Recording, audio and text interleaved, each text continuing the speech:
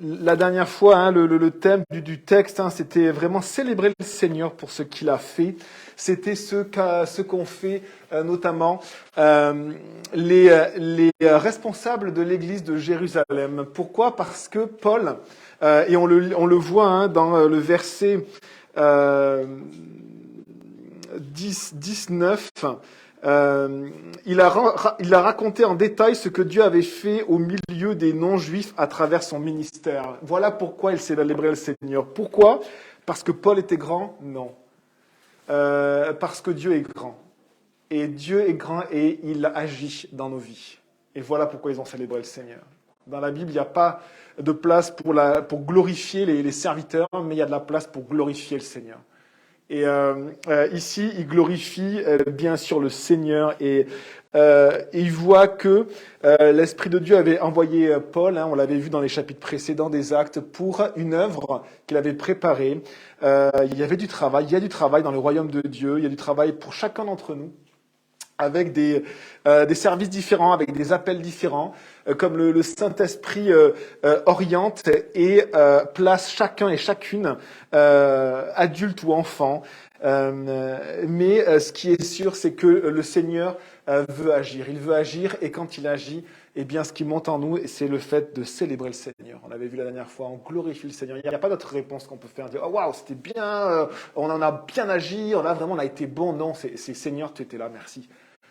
Tu as agi. Et donc, toute la gloire te revient à toi. Nous sommes au verset ensuite 20, et on continue au verset 20. Je lis avec vous. Après l'avoir entendu, ils se sont mis à célébrer la gloire du Seigneur. Puis, ils lui ont dit, « Tu vois, frère, combien de milliers de Juifs on compte parmi les croyants, et tous sont zélés pour la loi.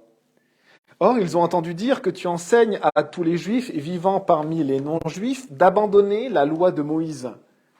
Tu leur dirais de ne pas circoncire leurs enfants et de ne pas se conformer aux coutumes. Que faire donc? Sans aucun doute, une foule se rassemblera car on apprendra que tu es venu. C'est pourquoi fais ce que nous allons te dire. Il y a parmi nous 4 hommes qui ont fait un vœu.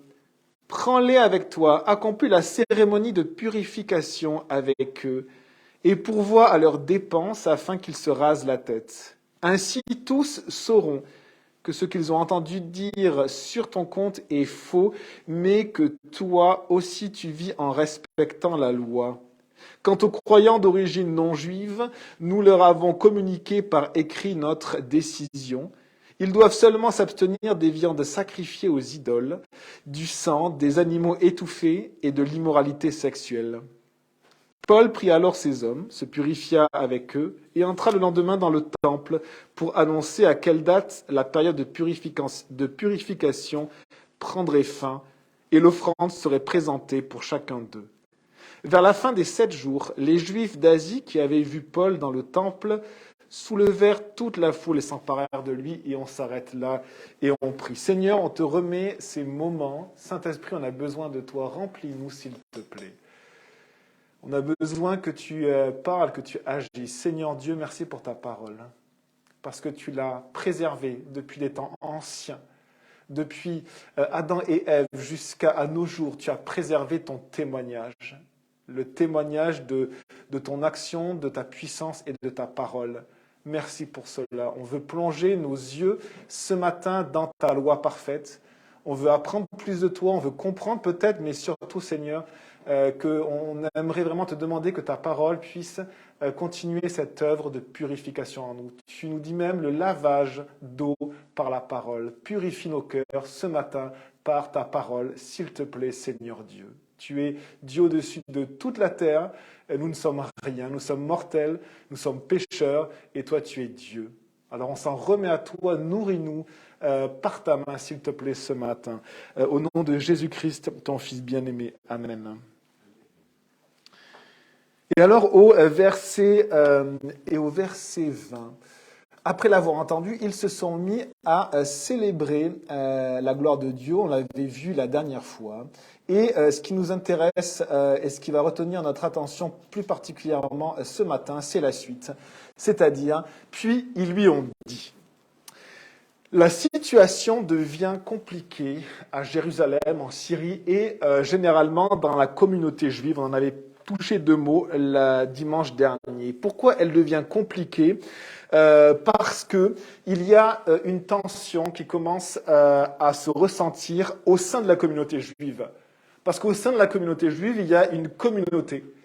Dans la communauté, qu'on appelle la communauté de la voix du Seigneur ou la communauté des Nazaréens, c'est-à-dire ceux qui sont juifs, mais qui considèrent Jésus comme le Messie et comme la voix du Seigneur, le seul chemin.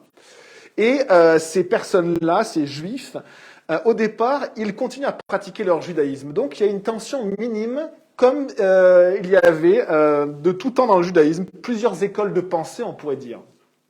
Et à ce moment-là, on voit que on pourrait dire nouvelle école de pensée, qui est finalement en fait la foi chrétienne, hein, c'est la voix de Jésus-Christ, le Fils de Dieu, le Messie, béni éternellement. Eh bien, cette nouvelle école de pensée, eh bien, s'agrandit, mais aussi avec des non-juifs. Des non-juifs viennent au Seigneur et au début, ils sont dans les synagogues, ils partagent les synagogues puisque c'est là que se réunissent les chrétiens. Mais après, il y a aussi des églises de maison. Et il y a aussi, dans certains lieux, plus de non-juifs que de juifs. Et donc, on a une tension comme ça, une tension dans la communauté juive qui commence à naître et une tension aussi parmi les chrétiens. On lit ce que disent les responsables de l'église de Jérusalem, les pasteurs, les anciens, disent ceci. Tu vois, Paul, tu vois, frère, tu observes combien de milliers de juifs on compte parmi les croyants. La première chose que l'on peut dire, c'est que on pense parfois qu'il y a très peu de juifs qui se sont convertis au Seigneur, donc c'est faux. En proportion, on ne peut pas estimer quelle est la proportion de la communauté juive qui s'est donnée au Seigneur, qui a reconnu Jésus comme le Messie, mais il y a eu des milliers de juifs, et même dans un autre texte des Actes, même je pense qu'il y a une multitude même de prêtres. Et donc on voit qu'il y a une grande quantité de personnes juives qui vont aller au Seigneur, mais les dirigeants vont rester fermés à effectivement cette voie, c'est-à-dire le fait de reconnaître Jésus comme le Messie, et une grande partie, peut-être la majorité des Juifs, vont aussi être fermés à cela. Et donc, parmi ces milliers de Juifs qui ont mis leur foi en Jésus, eh bien, on lit « et tous sont zélés pour la loi ». Littéralement, sont zélateurs de la loi. Alors, qu'est-ce que ça veut dire? Le mot « zélé », c'est un mot que l'on retrouve et que Paul utilise pour décrire ce qu'il était avant de connaître Jésus. Il dit, Galates 1, verset 14, « J'étais plus avancé dans le judaïsme que beaucoup de ceux de mon âge parmi mon peuple, car j'étais animé d'un zèle excessif pour les traditions de mes ancêtres. » Et là, le mot « zèle » est associé au qualificatif excessif, et c'est un mot, effectivement, qui a cette connotation d'une volonté très importante et un peu excessive de pratiquer et d'appliquer ici la loi de Moïse. Il va dire un peu plus loin dans Actes au chapitre 22, c'est vraiment la suite de ce qu'on lit, qu'on étudiera les prochains dimanches, Actes 22, verset 3, il va dire ceci, « J'étais plein de zèle pour Dieu, comme vous l'êtes tous aujourd'hui », et il parle à des juifs non chrétiens. J'étais plein de zèle. C'est très intéressant, le zèle. Qu'est-ce que le zèle? Parfois, on a un zèle pour appliquer une religion, pour faire des rituels. Et ça, on le voit dans nos vies, dans toutes les religions, protestantisme, catholicisme, islam. Prenez toutes les religions, il y a un zèle pour faire des choses, avoir des pratiques religieuses dans le but de s'approcher de Dieu. La seule loi qui a vraiment été donnée par Dieu et que Dieu demandait de pratiquer, c'est le judaïsme. Le judaïsme a vraiment été donné par Dieu et c'est ce qu'on appelle la loi de Moïse. Elle a été transmise par Dieu au travers de Moïse. Et c'est ce que la parole de Dieu appelle la première alliance ou l'ancienne alliance. Dieu a fait une alliance avec des personnes qu'il a prélevées du monde, qu'il a mises à part, et il leur a donné des caractéristiques pour les mettre à part, et il leur a donné une loi pour avoir comme alliance perpétuelle entre lui et le peuple. Et donc cette alliance, elle a toujours été bonne parce qu'elle vient de Dieu, transmise par Moïse. Mais on voit ici un Paul qui semble prendre des libertés avec le judaïsme. Regardez le verset 21. Or, ils ont entendu dire que tu enseignes à tous les juifs vivant parmi les non-juifs. Donc là, on est en Turquie, on est en Macédoine, on est en Grèce, c'est-à-dire dans les 3 voyages de l'apôtre Paul. Il est sorti d'Israël, on pourrait dire, de la Judée. Et du coup, il est dans des lieux où ce n'est pas la terre des Juifs, mais où il y a des communautés juives. Et donc, c'est des Juifs qui vivent parmi les non-Juifs. Et là, on a entendu dire, donc ces chrétiens de Judée, de Syrie, de Samarie, c'est-à-dire centrés vraiment sur Jérusalem, sur cette terre des Juifs, eh bien, ces chrétiens juifs ont entendu dire que Paul enseigne d'abandonner la loi de Moïse. Tu leur dirais de ne pas circoncire leurs enfants. La circoncision était la marque de ce peuple, équivalent pour les catholiques aujourd'hui au baptême. C'est-à-dire, quand on se baptisait dans l'église catholique, on rentre dans l'église catholique. Eh bien, c'est une reprise de la circoncision et c'est une compréhension particulière des textes. À l'époque, pour le judaïsme, la circoncision pour les enfants mâles, pour les garçons, c'était le signe physique. C'était la marque comme un tampon, si vous voulez, sur le front, pour dire que l'enfant rentrait dans le peuple de Dieu. C'était tellement important. Imaginez si vous venez par exemple dans l'église catholique et vous dites au curé, non, le baptême, ça ne me fait pas rentrer dans le peuple de Dieu. Vous allez avoir un grand débat avec lui. Eh bien là, c'est pareil. Imaginez Paul qui va voir les rabbins, qui va dans les synagogues et qui dit non, il n'y a plus besoin de la circoncision pour rentrer dans le peuple de Dieu. Et donc c'est quelque chose qui ébranle, qui vraiment déséquilibre complètement les chrétiens. Et on peut se poser la question aujourd'hui, quelle est la place dans notre vie avec Dieu des rituels ? Et est-ce que nous mettons notre confiance dans les rituels ? C'est aussi le texte qui nous pose cette question-là. Et on a ici, du coup, 3, c'est pas des accusations, mais on pourrait dire des on-dit. Ils ont entendu dire. Ils ont entendu dire que tu enseignes à tous les Juifs d'abandonner la loi de Moïse, c'est-à-dire de renoncer à Moïse, littéralement. Ils ont entendu que tu dirais de ne plus circoncire les enfants, et même de ne pas se conformer aux lois de Moïse, aux coutumes. Ethos en grec, les coutumes de Moïse, c'est-à-dire ce qu'il a transmis dans la Torah. Mais, chose très étonnante, c'est que dans Actes au chapitre 18, et vous pouvez prendre, c'est la page juste avant, et au verset 18, eh bien, on voit un Paul qui fait ceci. Paul resta encore assez longtemps à Corinthe, ensuite il prit congé des frères et sœurs et embarqua pour la Syrie avec Priscille et Aquilas. Il s'était fait raser la tête à Sancré, c'est le port de Corinthe, car il avait fait un vœu. Et ce vœu qu'il avait fait, c'est le vœu qui est décrit et que l'on verra dans la Torah, les 5 premiers livres de la Bible, dans Nombre, le livre des Nombres au chapitre 6. Ça veut dire que Paul continue à pratiquer des rituels juifs. Paul n'a jamais rompu avec son judaïsme. C'est très étonnant. Les premiers chrétiens, juifs, l'Église, où est-ce qu'elle se réunissait au tout début ? Au temple. Donc elle aussi, elle continuait à pratiquer une certaine partie, on pourrait dire, le judaïsme. Et on voit Pierre et Jean, notamment dans les premiers chapitres, chapitre 3 notamment du livre des Actes, qui vont à l'heure de la prière au temple.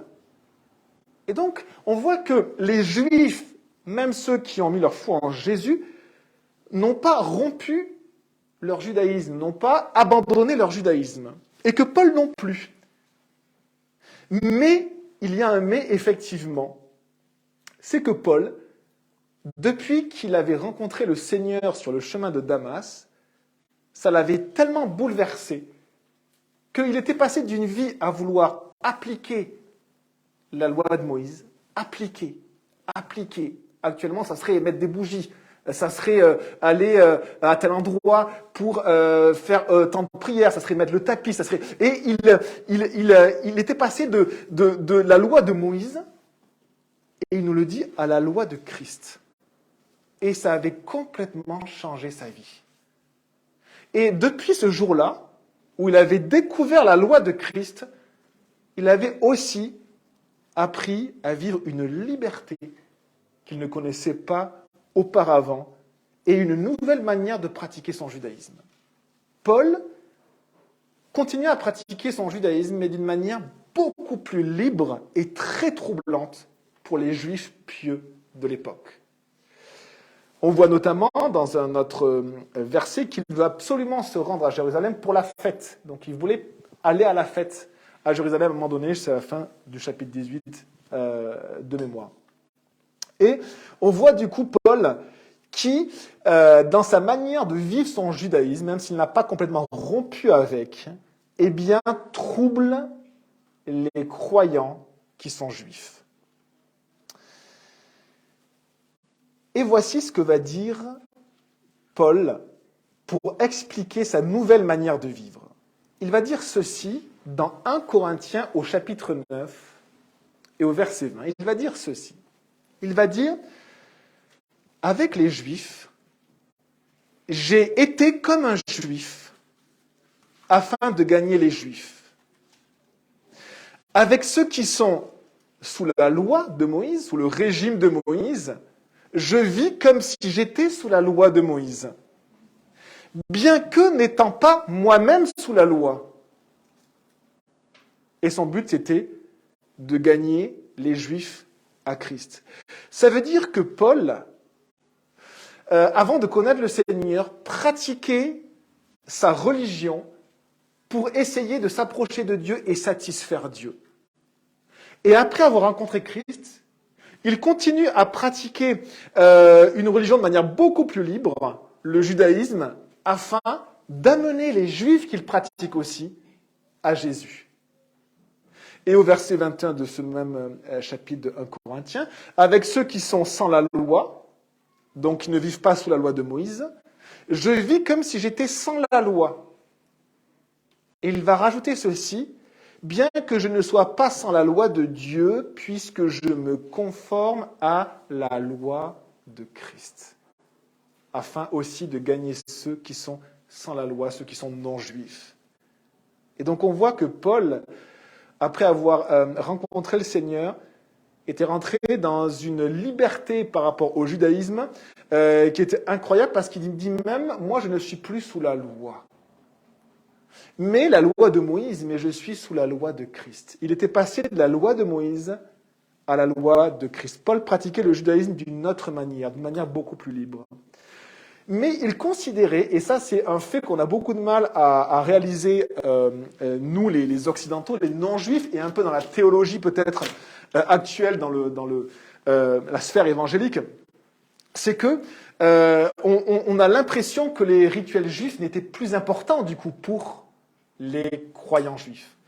Et alors qu'on voit que Paul continuait malgré tout à pratiquer des rituels juifs et à les considérer comme importants, pas tous, pas tout le temps. Mais c'était important pour lui aussi de pratiquer certains rituels juifs, une partie de la loi de Moïse. Alors Paul, il était loin de la Judée et de Syrie. Il y avait une pression de la communauté juive beaucoup moins importante, parce qu'il était dans le monde grec, dans le monde romain. Et effectivement, quand après il se rapprochait un petit peu de la Judée, il y avait une pression énorme de la communauté juive pour appliquer les lois. Et les chrétiens, les juifs qui se convertissaient au Seigneur, eh bien naturellement, ils appliquaient la loi de Moïse. Ils allaient au temple, ils faisaient les sacrifices, ils se purifiaient selon la loi. Ils appliquaient les fêtes juives.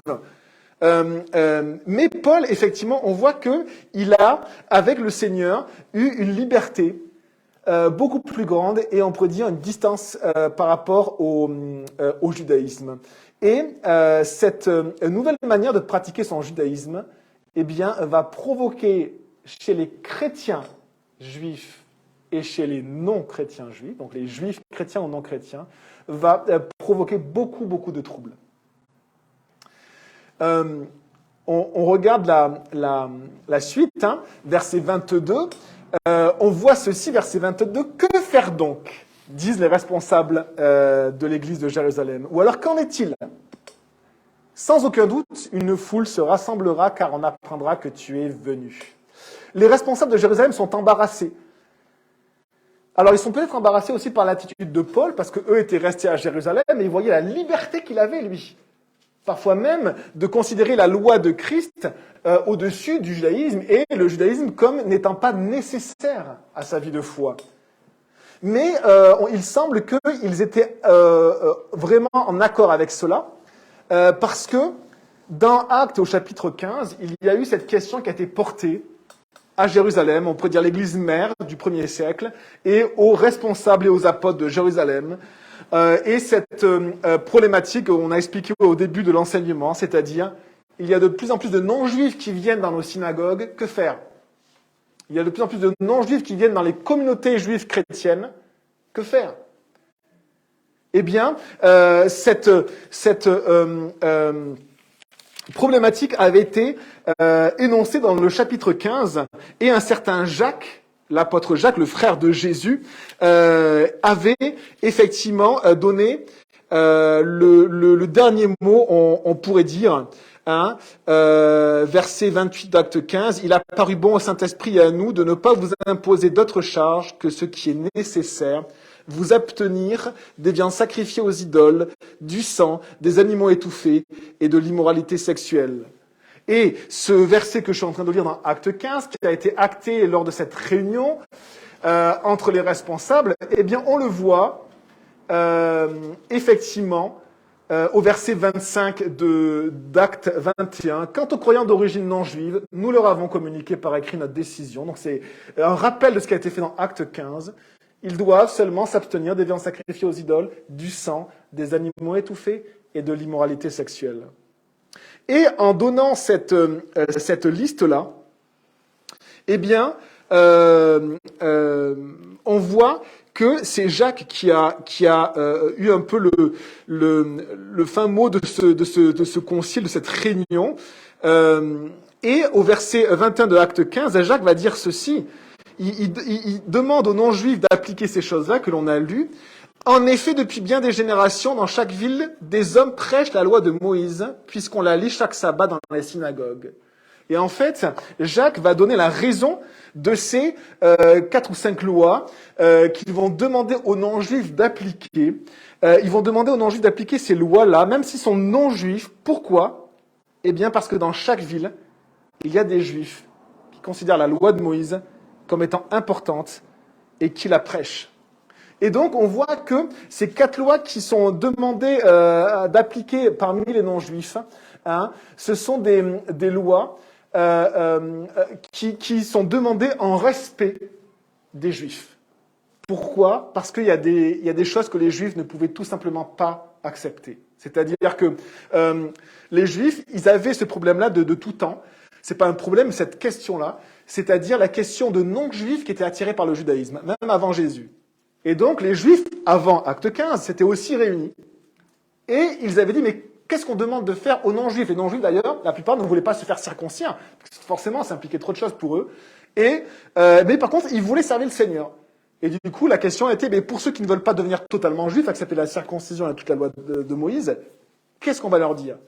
Eh bien, les rabbins de l'époque, les sages d'Israël, ont donné une série de lois appliquées aux juifs, aux non-juifs, qui n'est pas toute la loi de Moïse, mais une petite partie, et ça correspond quasiment à tout ce qu'on a cité, avec quelques lois supplémentaires.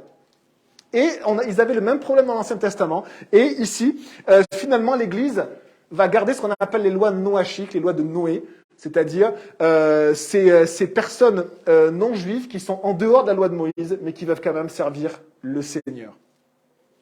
On a ici donc ces lois que l'on demandait à pratiquer aux non-juifs, pas pour accéder au salut, pas pour s'approcher de Dieu, mais pour respecter la communauté juive, qui ne pouvait pas accepter qu'on puisse manger du sang, qu'on puisse manger des viandes sacrifiées aux idoles, qu'on puisse manger des animaux étouffés. Ça, c'était au-dessus même de leur capacité d'acceptation. Et il y aurait eu un rejet, une scission dans la communauté entre juifs et non-juifs. Et dans cette liste-là, il est aussi rappelé, alors c'est assez étonnant, hein, de s'abstenir de l'immoralité sexuelle. Et alors ça, c'est une loi qu'on retrouve dans toute la parole de Dieu, qui n'est pas une loi de Moïse à proprement parler, mais qui est une loi de Dieu. Et peut-être parce que les non-juifs venaient du monde grec et du monde romain, peut-être parce qu'ils avaient une culture particulièrement immorale, un peu que ce qui se passe chez nous en France. Hein, on a une culture extrêmement immorale, sexuellement, on est extrêmement immoral. On n'a pas on s'est détourné, on s'est éloigné de ce qui est bon pour l'homme et de ce que Dieu dit. Eh bien, ils ont rappelé ceci dans ces lois à appliquer pour les non-juifs qui voulaient servir le Seigneur. Et alors, voici ce que les responsables de Jérusalem vont proposer. Que faire donc? Sans aucun doute, une foule se rassemblera quand on apprendra que tu es venu. Paul, effectivement, était un trouble-fête, un troublion pour la communauté juive, et il va être la cible de toute la communauté juive pour le faire taire définitivement, parce que les Juifs ressentaient que le judaïsme était menacé par Paul, à cause de cette nouvelle liberté qu'il avait trouvée en Christ. Et alors voilà ce qu'il propose, verset 23. C'est pourquoi fais ce que nous allons te dire. Il y a parmi nous 4 hommes qui ont fait un vœu. Alors là, on se dit, un vœu, qu'est-ce que c'est que ce truc-là? Ils ont fait un vœu, est-ce que c'est les vœux de fin d'année? Qu'est-ce que c'est? Et en fait, ça fait référence à un chapitre qui est dans le livre des Nombres, Nombres au chapitre 6, donc 4e livre de la Bible, Nombres au chapitre 6. Et ce vœu-là, page 98 de ces Bibles-là, s'appelle le vœu de Naziréa, ou de Nazaréa. Nazaréa, donc, c'est un terme, nazir, hein, qui veut dire se consacrer, se mettre à part. Chose très étonnante, il y a un jeu de mots dans la Bible, parce que Jésus venait de Nazareth, et on l'appelait le Nazaréen. Les mots sont très similaires, et il y a également ce lien qui au niveau sémantique. Alors, ils ont fait un vœu. Et Paul avait fait le même vœu au chapitre 18 d'Actes 18 quand il s'était fait raser la tête. Il avait fait le même vœu, un vœu de Naziréa. Qu'est-ce que c'était ce vœu de Naziréa? Eh bien, on peut lire au chapitre 6 du livre des Nombres. L'Éternel dit à Moïse, transmet ses instructions aux Israélites, lorsque quelqu'un, homme ou femme, se consacrera tout particulièrement à l'Éternel en faisant vœu de Naziréa, vœu de consécration. Il s'abstiendra de vin et de boissons alcoolisées. Il ne boira ni vinaigre fait avec du vin, ni vinaigre fait avec une boisson alcoolisée. Il ne boira aucune liqueur tirée des raisins, et il ne mangera pas de raisin ni frais ni sec pendant toute la période de sa consécration. Verset 5. Pendant toute la durée de son vœu de Naziréa, le rasoir ne passera pas sur sa tête. On pense que quand un juif faisait le vœu de Naziréa, il se rasait la tête pour se consacrer pendant une période. On a par exemple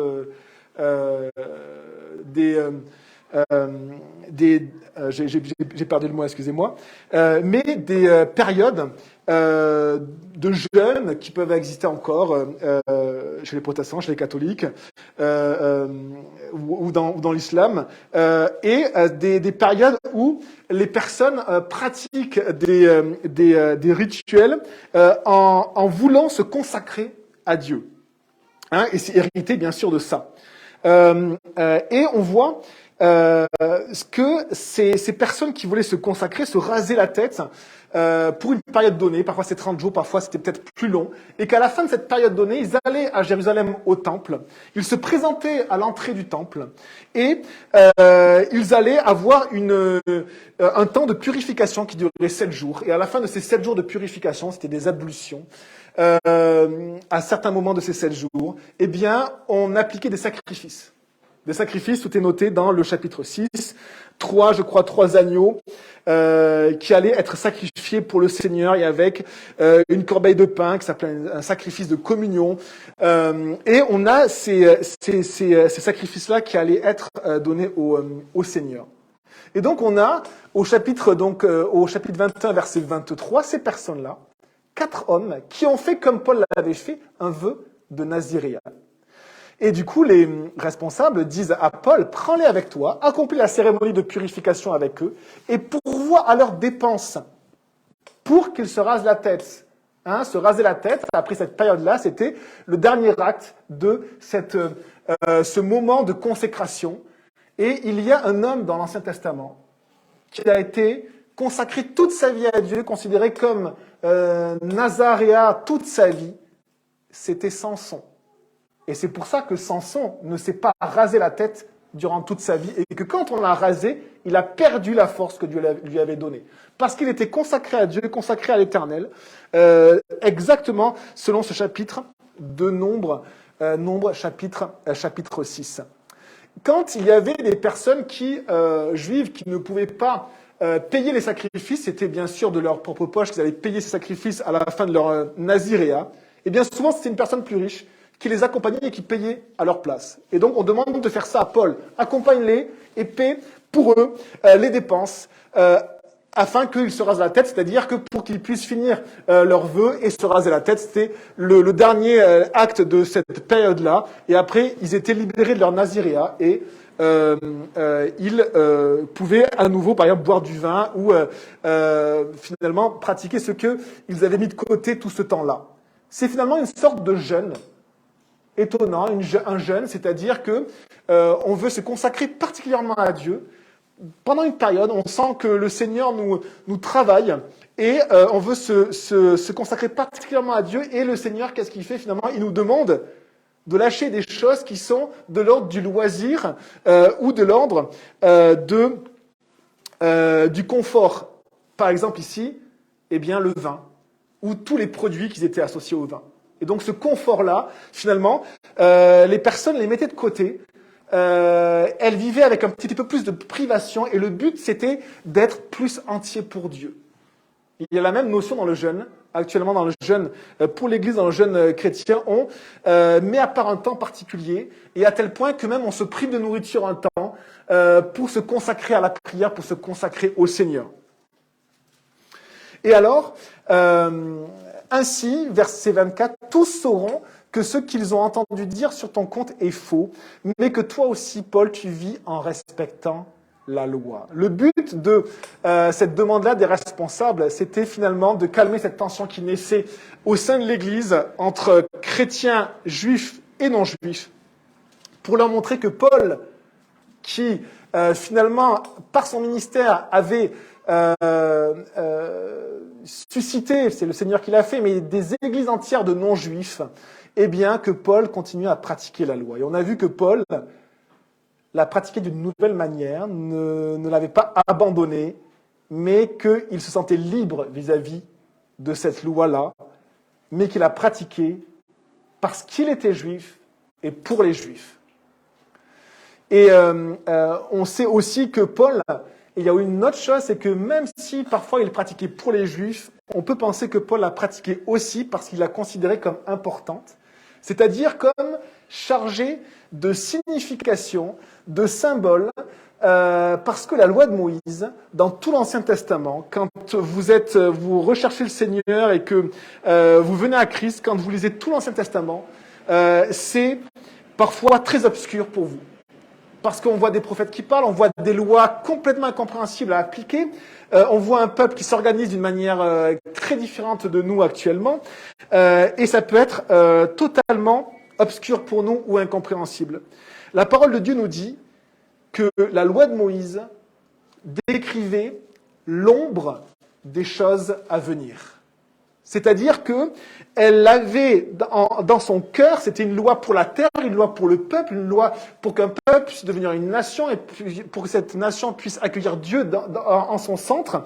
Eh bien, toute cette loi-là pointait vers autre chose. C'était l'ombre de quelque chose. L'ombre, c'est bien quelque chose qui est dérivé d'une réalité.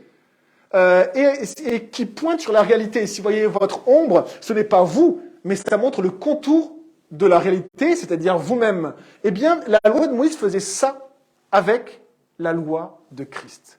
C'est-à-dire que Dieu, comme un pédagogue, comme un professeur, comme un papa, il va enseigner son peuple, génération après génération, pour profondément lui montrer petit à petit, de manière de plus en plus précise, son plan et son plan de salut qui pointait sur Jésus-Christ. Toute la loi de l'Ancien Testament pointe sur Jésus-Christ. Et donc des choses que les Juifs, même chrétiens, qui étaient libérés du judaïsme, pratiquaient, étaient parfois très importantes parce que leur signification était importante. Leur signification était magnifique.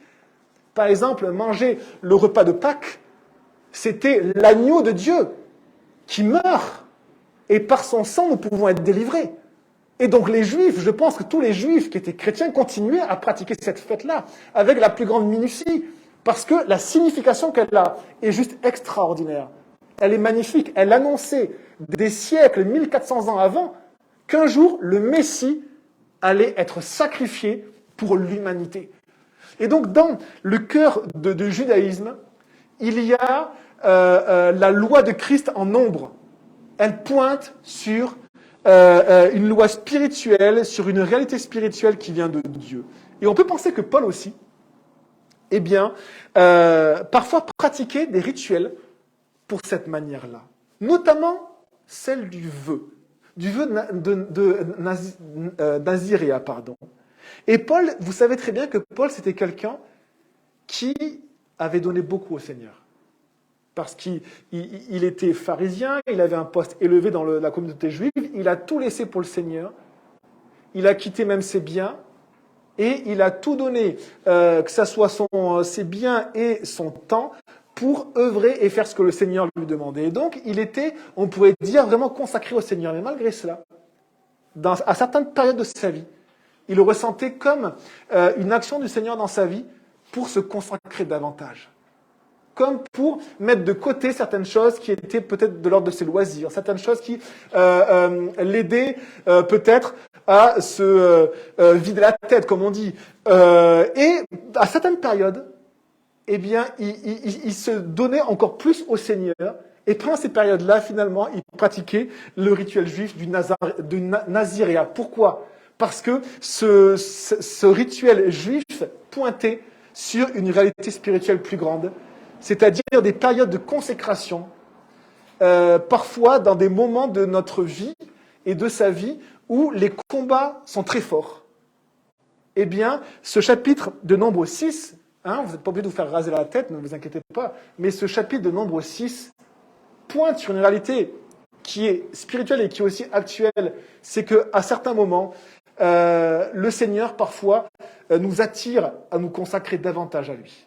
Et ça implique du temps en moins, ça implique des loisirs en moins. Ça implique, si on pourrait dire avec le langage de l'Ancien Testament, eh bien du vin en moins, des raisins en moins, si vous voulez. Et Paul, finalement, avait fait ce pas-là, et c'est le titre finalement de ce message, se consacrer pour le Seigneur. C'est aussi se demander dans notre vie, tiens, si la vie est un escalier, on fait des pas avec le Seigneur, quelle marche le Seigneur me demande de faire pour lui? Et on peut basculer dans un travers religieux qui ne serait pas forcément positif, mais parfois le Saint-Esprit nous presse pour mettre de côté des choses dans nos vies que nous considérons comme légitimes. Et il nous presse pour qu'on vive un temps particulier plus proche de lui. Et ce n'est pas de la religion, c'est un moment à part pour le Seigneur que l'on peut aussi ressentir par l'Esprit du Seigneur, comme finalement l'avait fait Paul, lui qui servait le Seigneur, mais qui avait besoin parfois de moments, peut-être de combats particuliers, de consécration particulière, parce que la situation était particulière et que le Seigneur lui montrait cela. Et alors, et on a bientôt terminé cet enseignement,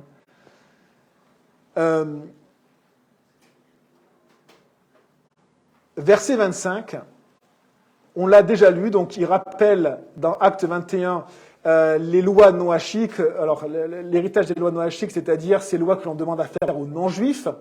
Et au verset 26, Paul prit alors ces hommes, se purifia avec eux, et entra le lendemain dans le temple, pour annoncer à quelle date la période de purification prendrait fin, et l'offrande serait présentée pour chacun d'eux. Il y a une chose qui est vraiment intéressante et importante pour le chrétien d'aujourd'hui, c'est que quand ces hommes allaient au temple, ils se purifiaient. Et dans toute la parole de Dieu, le Seigneur nous invite à nous purifier et à nous sanctifier. Et sans le savoir dans ce monde-là, même sans pratiquer des choses mauvaises, finalement, devant le Seigneur, nous sommes sales ou salis. Pourquoi ?